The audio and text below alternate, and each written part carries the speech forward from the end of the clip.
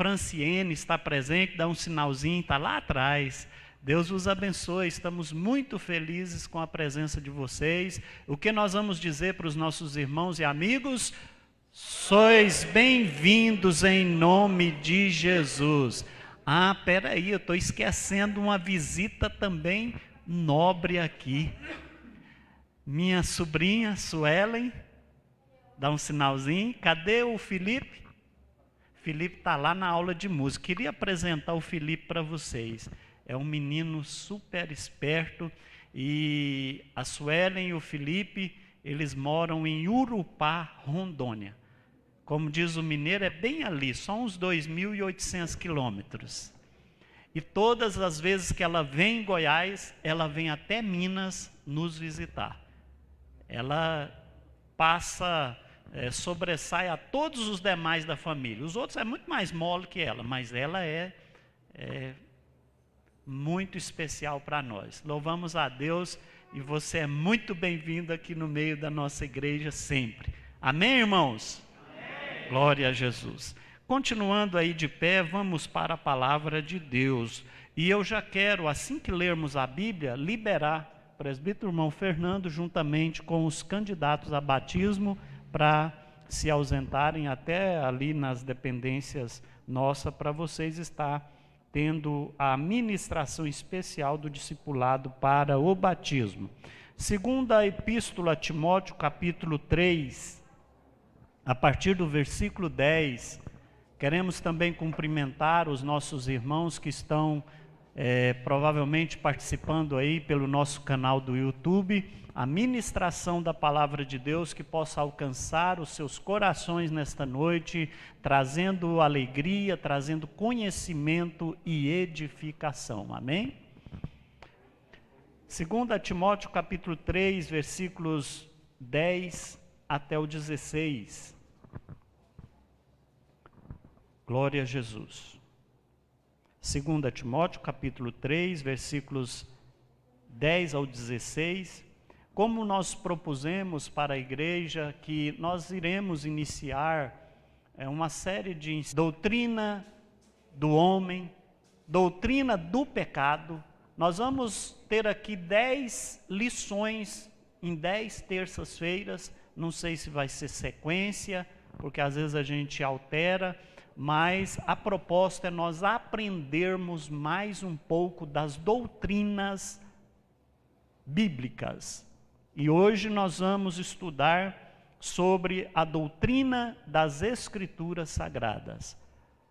Segunda Epístola a Timóteo capítulo 3, 10 a seguir diz: Tu, porém, tens seguido a minha doutrina, modo de viver, intenção, fé, longanimidade, caridade, paciência, perseguições e aflições tais quais me aconteceram em Antioquia, em Icônio e em Listra. Quantas perseguições sofri e o Senhor de todas me livrou.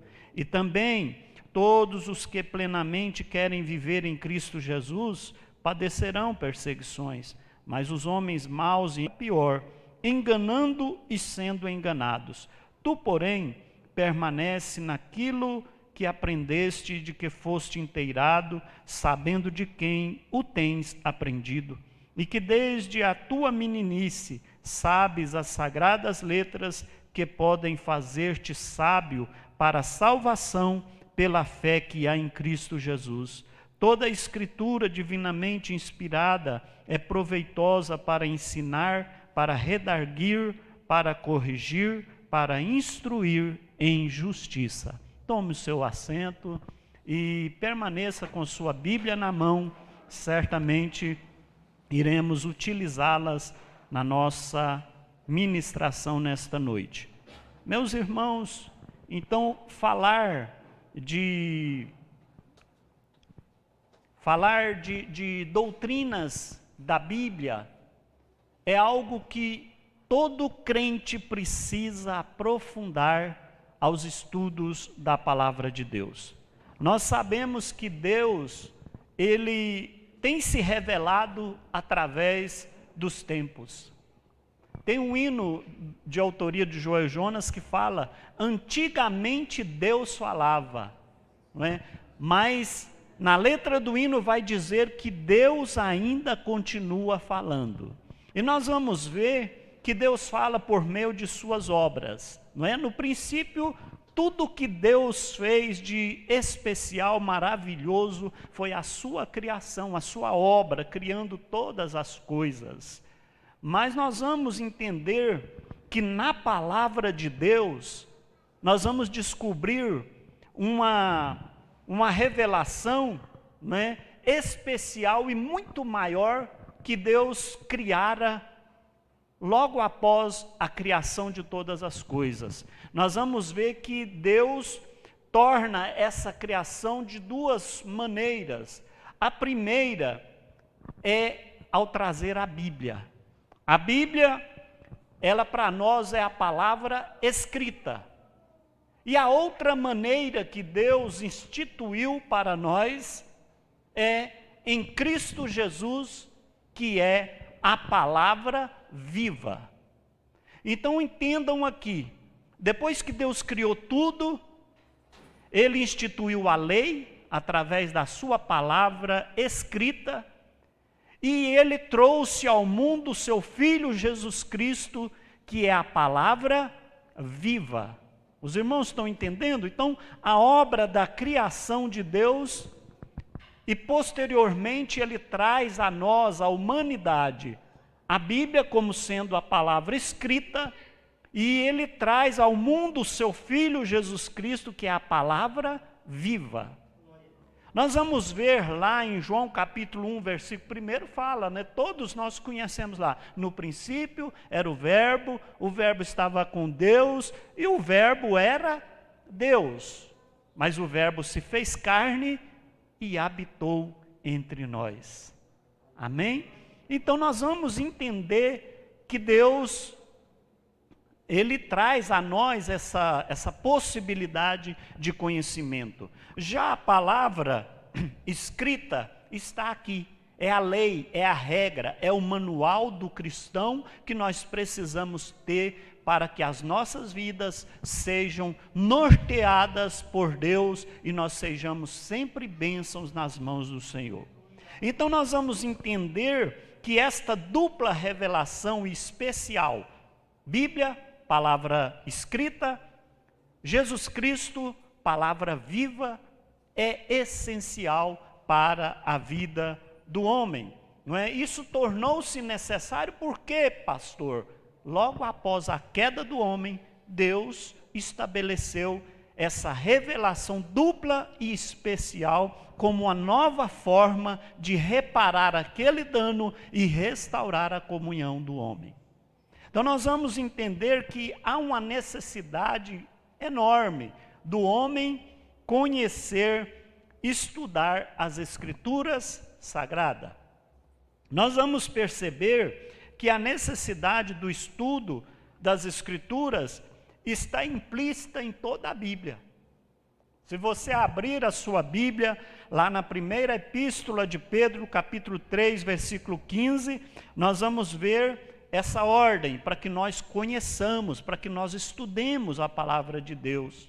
Se você abrir a sua Bíblia, não tem tempo da gente ler todas as referências, mas lá na segunda epístola a Timóteo, no capítulo 2, versículo 15, vai falar principalmente do obreiro aprovado, que não tem do que se envergonhar e que maneja bem a palavra. É uma necessidade do cristão conhecer a Bíblia.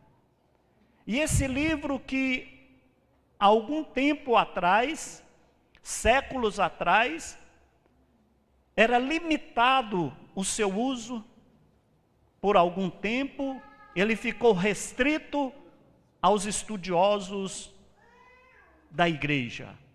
Mas logo após a reforma, nós vamos ver que esta Bíblia, ela já está ao alcance de todos aqueles que confessam o cristianismo verdadeiro e que dela necessita como um alimento escrito nos nossos corações. Nós vamos ver então Isaías, no capítulo 34, versículo 16, buscai no livro do Senhor e lede. Ou seja, vamos buscar no livro do Senhor. Então a primeira pergunta que nós precisamos falar e dizer e perguntar, né, por que nós devemos estudar a Bíblia? Até existe uma frase que eu gostaria que vocês decorassem ela. Depois vocês podem me perguntar, nós podemos escrever ela no mural. São 3 condições por que nós temos a Bíblia. Primeiro, nós lemos, eu aprendi isso há muitos anos, nunca esqueço quando um professor ministrou e eu decorei. Nós lemos a Bíblia para ser sábio, nós cremos na Bíblia para ser salvo e nós praticamos a Bíblia para ser santificado. Consegue decorar? Lemos para ser sábio. Basta? Não basta. Eu vou depois narrar o que eu vi outro dia nas redes sociais, um ateu que sabe tudo da Bíblia. Ele é sábio, mas não é o suficiente. Sabe por quê? Porque ele não crê na Bíblia. Então, desta forma, ele não é salvo. Então, nós lemos para ser sábio, nós cremos para ser salvo e nós praticamos ela de vez em quando? Não. Nós praticamos como alimento espiritual. Assim como a gente precisa do alimento físico para o corpo diariamente, nós precisamos de meditar e de praticar a Bíblia diariamente para quê? Para sermos santificados. Amém? Então, devemos estudar a Bíblia, por quê? Primeiro, ela é o manual do crente na vida cristã e no trabalho do Senhor. Sendo ela o manual, nós vamos entender que esse livro-texto do cristão, nós precisamos aprender a manejar. Quem tem uma ferramenta e não sabe manejar ela, não vai funcionar. Não é? Então, se ela é o nosso manual, nós precisamos saber manejar a Bíblia, é o que diz a palavra de Deus lá em 2 Timóteo 2,15, que maneje bem a palavra, não é? Nós vamos ver que então ela é o manual, ela alimenta nossas almas. Lá em Mateus 4,4, o próprio Jesus Cristo defendeu ela, não é? Olha, nem só de pão viverá o homem, mas de toda a palavra que sai da boca de Deus. E isso aqui é a palavra de Deus falando em nossos corações. Tem um dizer que todos nós também sabemos, a Bíblia fechada é um livro comum, mas quando você abre e começa a meditar, é Deus falando conosco.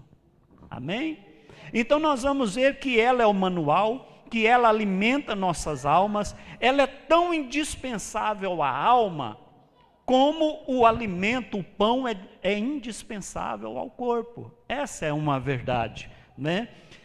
O texto de 1 Pedro 2,2 fala do intenso apetite do recém-nascido, assim deve ser o nosso apetite pela palavra de Deus. Então, meus irmãos, bom apetite pela Bíblia. Não é que nós possamos ter desejo de se alimentar da palavra de Deus para a nossa edificação. Então ela é manual, ela é o alimento, ela é o instrumento que o Espírito Santo usa. Não é? Lá em Efésios 6,17 fala, o capacete da salvação e a espada do Espírito, que é a palavra de Deus. Então ela é as armas que o cristão precisa ter. Interessante, eu tenho uma experiência acontecida com uma sobrinha minha, que essa Bíblia, ela acaba que tem momentos na nossa vida que ela é como uma espada, literalmente, no sentido de causar temor às pessoas. Minha sobrinha morava em Goiânia, e solteira, há muitos anos, sempre fiel a Deus, nascida, criada na igreja, E Goiânia, como todos sabem, é uma cidade perigosa. E ela saía e ia para a igreja, voltava. Quando os pais não podiam ir, ela ia para a igreja. E um certo dia ela voltava da igreja com a sua Bíblia na mão. E quando ela olha, de repente, os marginais começaram a acompanhá-la. Mas ela, com a Bíblia na mão, e ela percebeu quando aqueles marginais, mais que depressa, passou por ela e não a viu, e se perderam, e ela continuou andando com a Bíblia na mão e clamando o sangue de Jesus, e eles não a viram, e se perdeu dela, e ela foi embora glorificando a Deus. Porque essa Bíblia pode ser a nossa espada, que nos livra em todos os sentidos. Amém? Então a Bíblia é o manual, ela alimenta, ela é o instrumento que o Espírito Santo usa para conosco, e ela enriquece espiritualmente a vida do salvo. Quer ser rico da palavra de Deus? Começa a meditar nela. É interessante, meus irmãos, a pessoa que procura entender a Bíblia somente através da percepção intelectual, está no fracasso. E é aqui que eu quero contar para os irmãos a experiência que eu vi a semana passada, um vídeo que circula nas redes sociais, um irmão muito simples, e ele pregando a palavra de Deus nas ruas. Isso é comum, a gente vê os irmãos ministrando, pregando a palavra, principalmente esses corajosos que às vezes não têm muito preparo, mas têm coragem, tem mais coragem do que preparo na Bíblia. E é um perigo, de certa forma é perigoso. E ele foi para a rua, de repente o ateu chega para ele e começa a interpelá-lo. Começa a frustrar ele quando ele começa a dizer: você crê na Bíblia? E ele vai dizer: sim, eu creio na Bíblia. Então o que você me diz lá de Deuteronômio, capítulo 21, versículo 18? Foi citando tudo, pastor Geraldo. E ele começou a dizer: olha, lê lá para nós. O irmãozinho abre a Bíblia e vai ver lá, quando a lei de Deus determinava o filho rebelde, o filho insensato, o filho devasso, o pai que não obedece o pai deve levá-lo e entregá-lo aos anciãos, que o apedrejará até a morte. E aí, você crê na Bíblia? E aquele irmão começou a ficar assustado. Pois é, a Bíblia é isso aí. E desafiá-lo. Sabe por quê? Quem é intelectual não basta, nós precisamos ter a Bíblia, crer nela para ser salvo, independente da sua intelectualidade. Nós cremos nela com humildade, com sinceridade, e Deus agrada deste nosso propósito.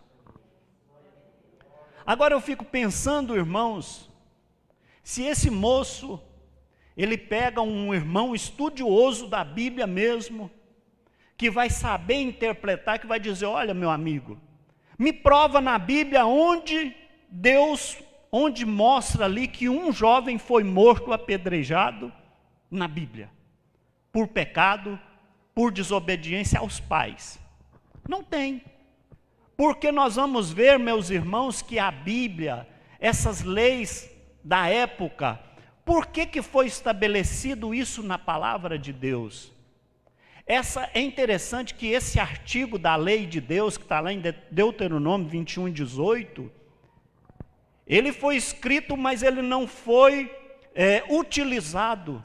Ou seja, a lei serviu para simplesmente abolir a própria lei, porque diante daquela lei, nenhum filho cometia o perverso ato de desobediência, porque tamanha era a fidelidade naquela época aos pais.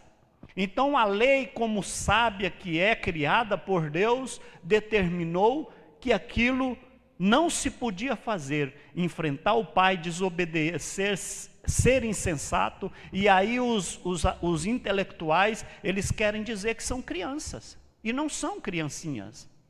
Aquela lei que diz o insensato, o devasso. Agora, uma criancinha, ela é devassa? Não. Então é preciso que tenhamos sabedoria de Deus para quando a gente for interrogado, a gente saber ter a saída. E dizer mais, olha, nós estamos aqui lidando com a lei. Antes de vir a graça salvadora de Cristo Jesus, que Ele aboliu a lei, hoje nós estamos diante da graça de Deus. E nós vamos ver que em nenhuma parte da Bíblia, Deus determina morte de criança ou de filho. Nós vemos ali aquele voto de Jefté, não é? Um voto precipitado, quando Jefté ele sai para a guerra, e ele faz aquele voto dizendo, olha, se Deus for conosco e vencermos esta batalha, e retornarmos com a vitória, a primeira pessoa que me aparecer, eu irei oferecê-la em sacrifício a Deus. Só que a Bíblia não diz que ele ofereceu ela em imolado em sacrifício a Deus. A Bíblia diz que ela se tornou reservada por toda a vida a Deus, como pura diante de Deus. A Bíblia não fala que ele tirou a vida, não é? Isaac lá diante do altar, Deus permitiu o seu sacrifício? Não. Então, nós precisamos aprender, nós precisamos estudar a Bíblia, buscar a interpretação dela, para que a gente não seja engolido pelos intelectuais ateus que querem de todas as formas achar as brechas na Bíblia. Não basta nós lermos a Bíblia, é preciso nós crermos, é preciso nós praticarmos para nós sermos salvos e santificados. Amém? Como devemos então estudar a Bíblia? Se você deseja evidenciar aí maior conhecimento da vontade de Deus para com a vida, para com a igreja e o mundo em geral, nós precisamos ler a Bíblia, primeiro, conhecendo o seu autor. Quem é o autor da Bíblia? Essas perguntas a gente faz ela muito nos cursos de teologia, né, irmão André? Quem é o autor da Bíblia? Deus. Presta atenção, isso é muito bom para nós, viu? É um culto de ensinamento para nós aprendermos da Bíblia. O seu autor é Deus. O tema central da Bíblia, qual é? Jesus Cristo. E quem é o intérprete da Bíblia? O Espírito Santo de Deus. Então essas três personagens trabalham para que nós temos a Bíblia como nosso manual e a nossa regra de fé. Se nós avançarmos aqui sobre o personagem central da Bíblia, nós vamos ver que mesmo no Velho Testamento, cada livro, Jesus é tido como um propósito naqueles livros. Nós vamos falar disso daqui a pouquinho. Então nós precisamos ler a Bíblia conhecendo o seu autor, e o autor ele está sempre presente. Irmãos, olha o privilégio que nós temos. Você pode pegar qualquer livro teológico, didático, secular, você está lendo ali. Se não foi você que escreveu, você não pode jamais ter a presença do autor lendo com você. Mas essa aqui não. Essa aqui, quando você está lendo ela, você está tendo a presença do autor juntinho com você.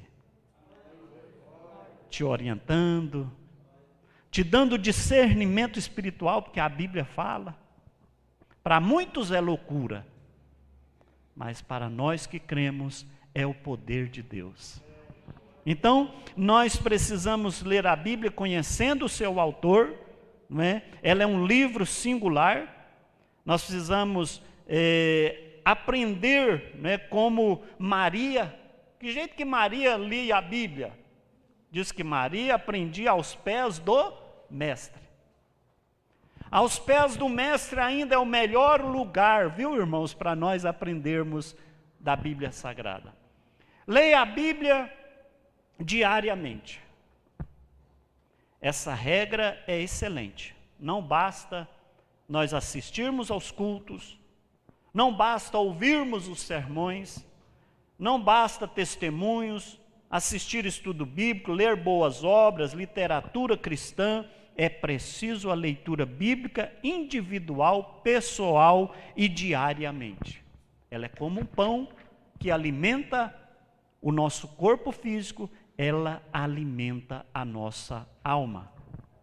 Eu louvo a Deus pela vida desta igreja. Nós temos aí os jovens lendo a Bíblia, nós temos as irmãs lendo a Bíblia. Espero que vocês não parem, viu? Terminou o livro dos Salmos, continua lendo a Bíblia diariamente. Espero que os jovens não parem.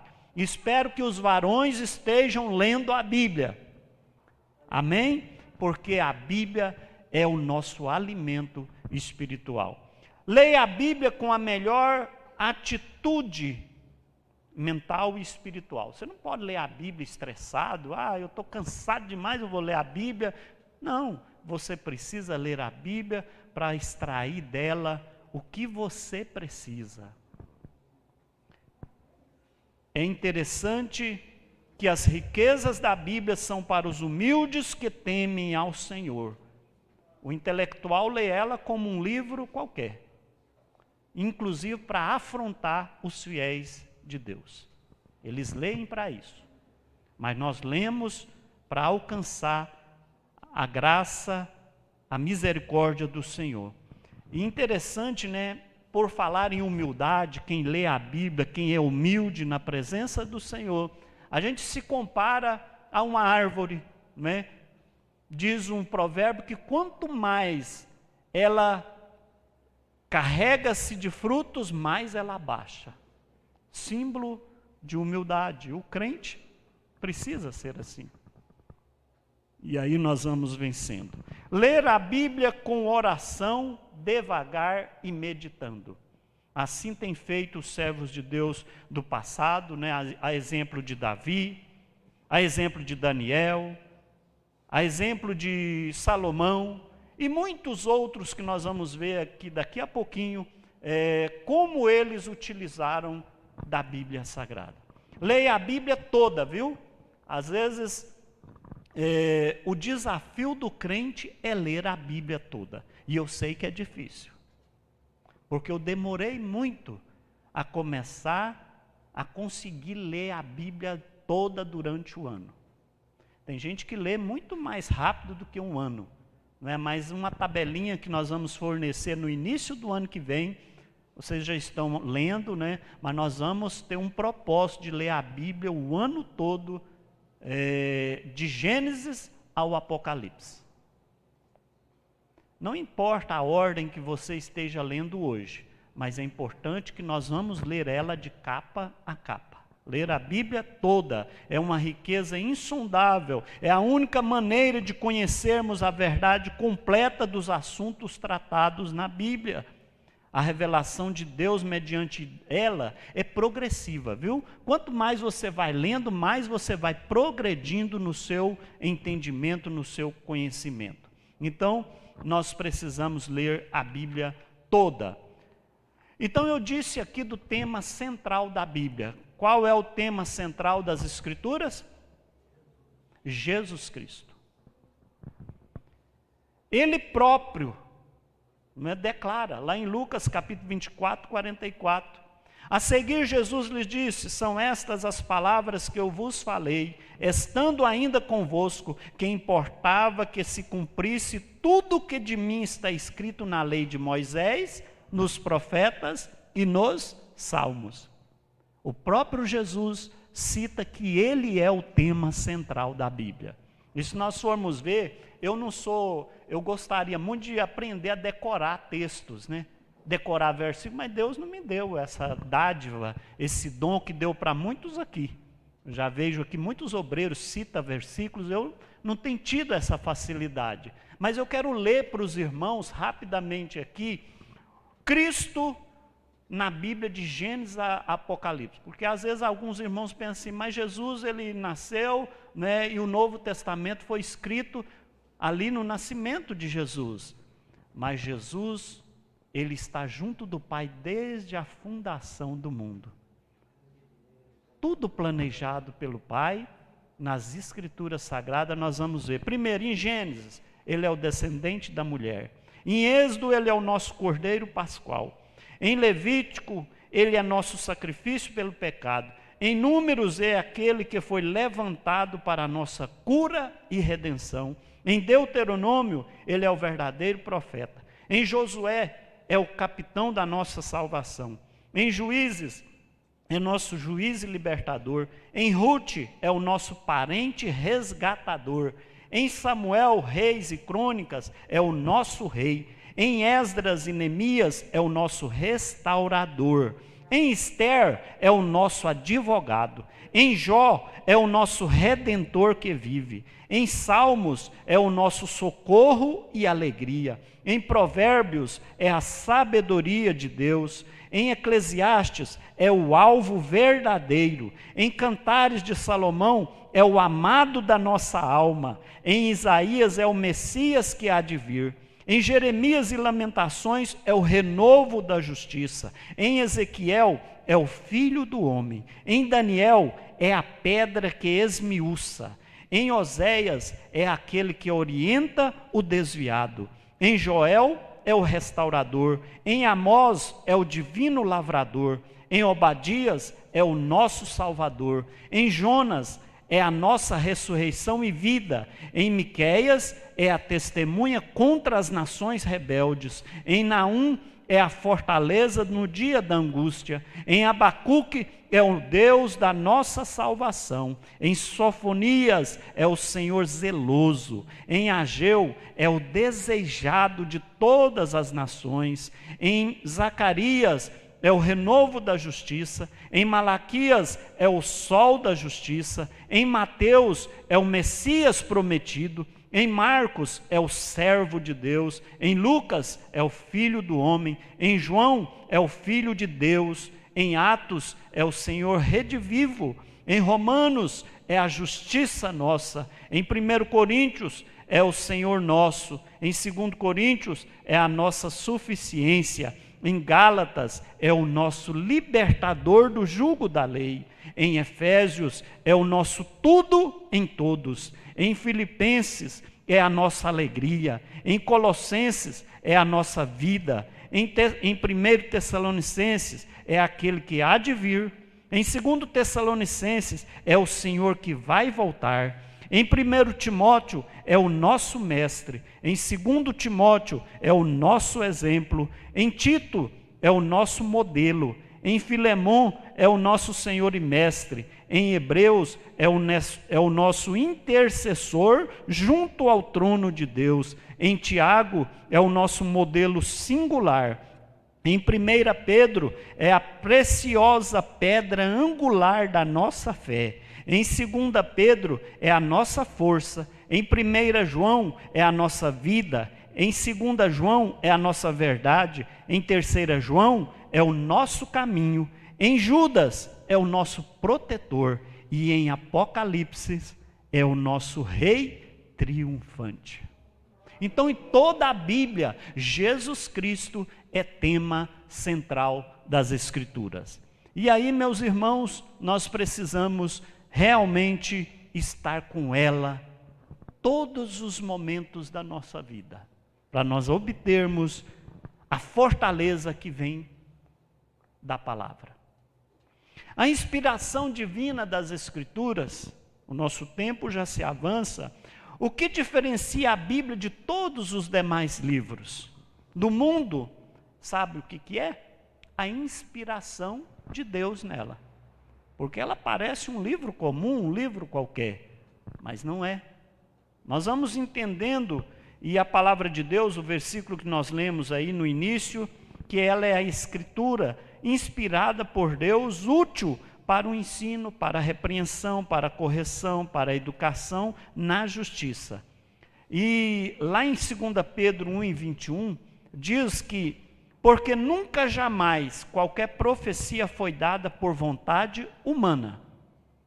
Entretanto, homens santos falaram da parte de Deus, movidos pelo Espírito Santo. E também lá em Jó 32:8 diz, na verdade, há um espírito no homem, e o sopro do Todo-Poderoso o faz entendido.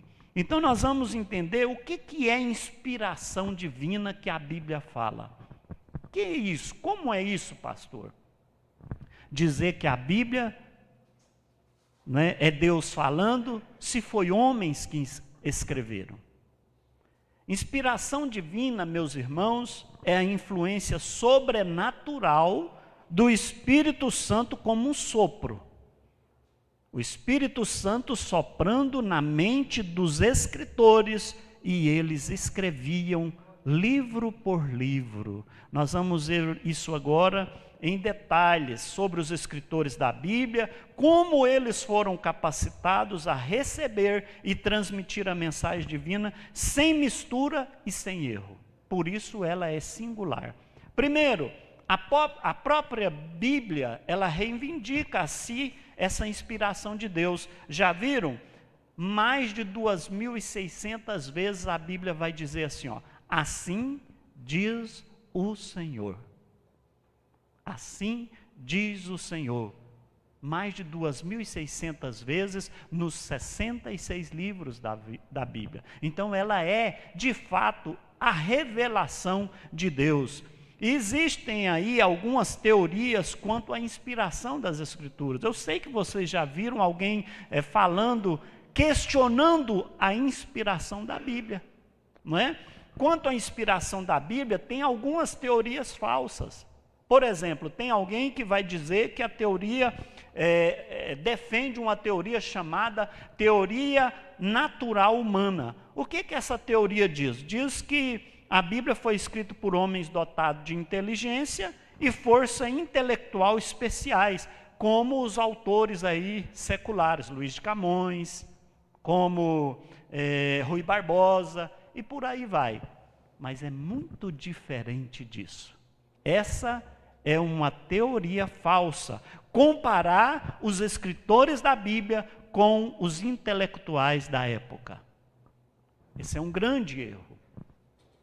Tem uma outra teoria que, além de negar o sobrenatural do texto sagrado, ela diz que houve uma inspiração divina comum. Comum, o que é comum? Não é? É como hoje, nos nossos dias, nós temos irmãos inspirados, que ministram, que louvam, que são usados por Deus. Tal foi essa inspiração nos autores da época. Eles chamam de teoria da inspiração divina comum. Mas, na verdade, não é. O que nós precisamos entender é que a inspiração comum que o Espírito Santo hoje nos concede, ela admite gradação. Você vai gradativamente crescendo na graça e no Espírito. Mas ali na época em que a Bíblia foi escrita, foi uma inspiração única, exclusiva para tal fim. Não houve gradação. O apóstolo Paulo está melhorando o seu enriquecimento espiritual para escrever as epístolas. Não.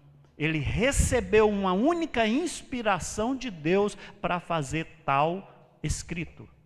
Nós vamos provar que tudo isso foi feito de forma plena, uniforme, para nós entendermos a grandeza desse livro. Então nós vamos entender que essas teorias caem por terra mediante a verdadeira história da Bíblia Sagrada. Vamos entender que a teoria, tem alguém que diz que inspiração foi parcial.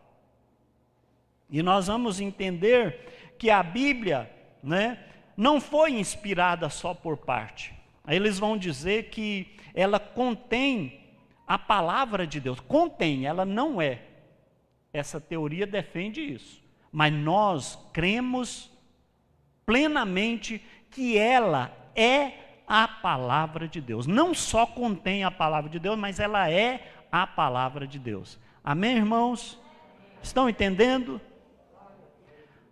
Então, nós precisamos, irmãos, de estudar mais do que nunca para nós não sermos vencidos com esses intelectuais, com as heresias que existem por aí.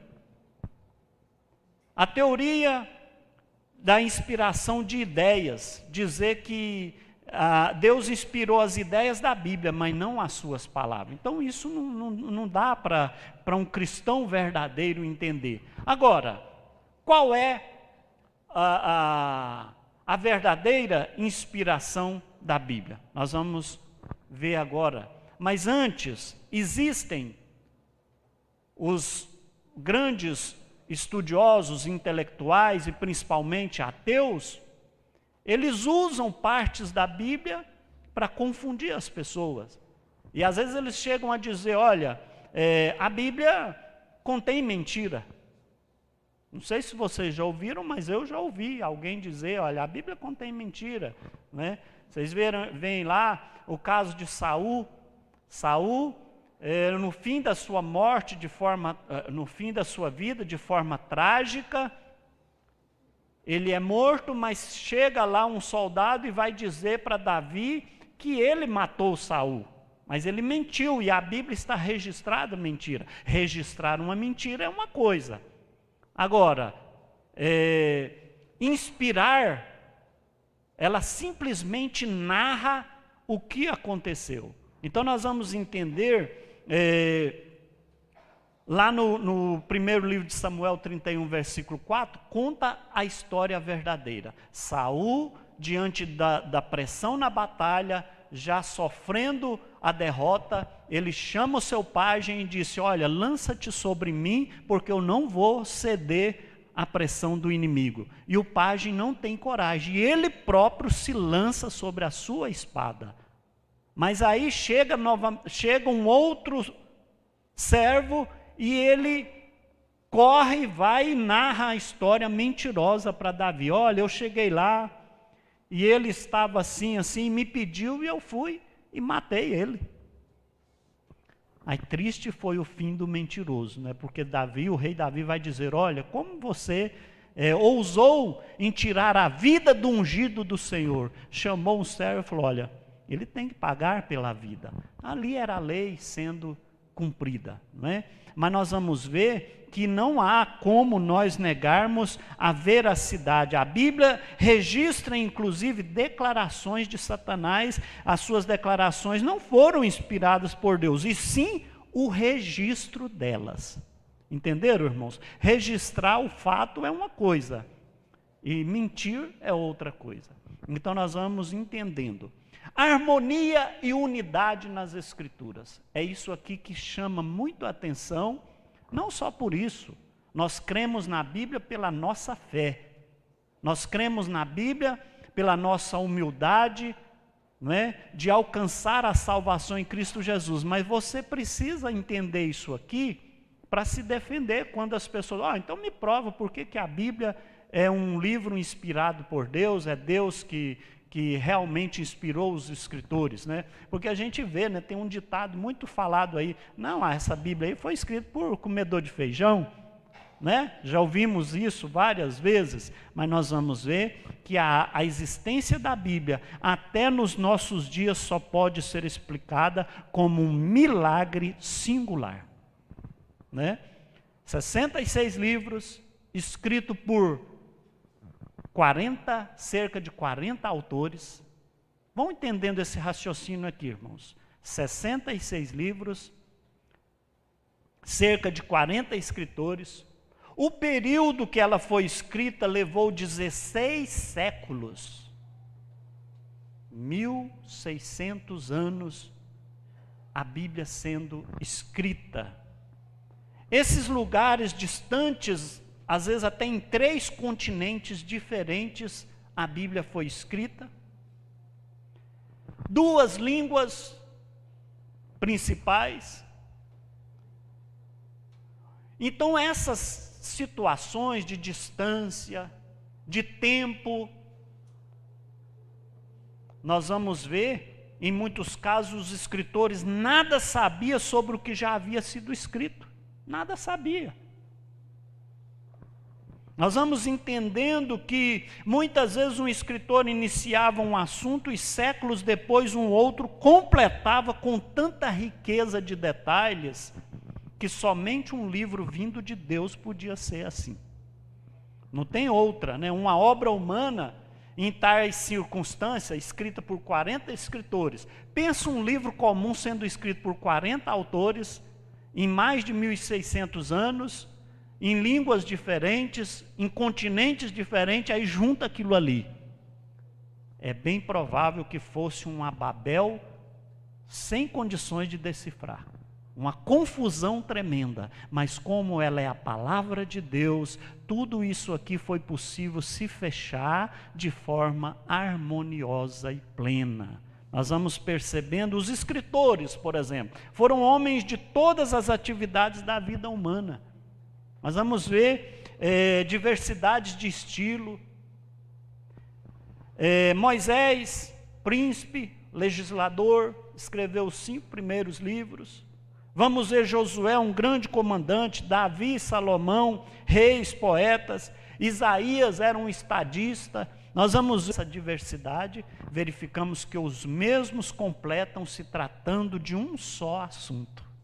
Um só assunto, produto das penas deles lá que escreviam tanto, um só livro poderoso e coerente.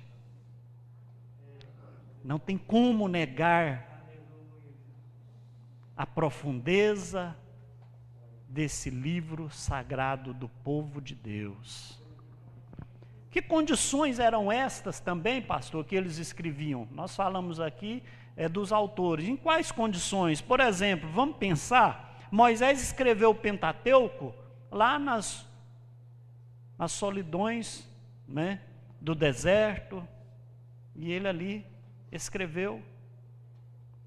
Nós vamos ver que Jeremias, lá nas trevas, na masmorra, na solidão, na angústia, escreveu. Nós vamos ver Davi escreveu lá nas verdes colinas, ele escreve os seus salmos, e alguns momentos de angústia também. Nós vamos ver João escreve lá na ilha de Patmos, preso.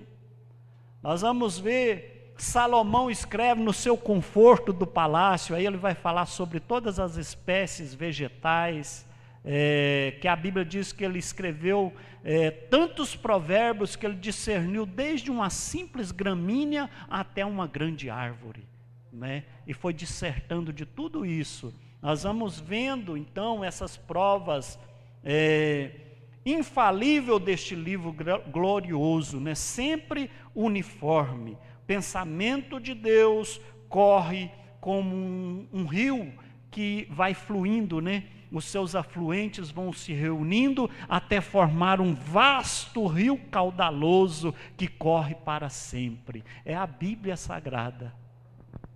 Amém, irmãos? Qual a razão então dessa harmonia, né? Ou seja, se há uma falha na Bíblia, irmãos, será sempre do lado humano. Do lado de Deus, não. Como tradução mal feita, que acontece, não é? Grafia inexata, interpretação forçada, má compreensão, é o que mais a gente vê, não é? Às vezes a pessoa estuda, mas não entende. Agostinho já tinha dito, né? Ele fala, olha, num caso desse, deve haver erro do copista, da tradução mal feita do original, ou então sou eu mesmo que não consigo entender, porque nela não há erro. Então a perfeita harmonia da Bíblia é para a mente humana, humilde, sincera, é uma prova incontestável da origem divina da Bíblia. E aí vai resumir no quê? Na mente infinita de Deus. Amém?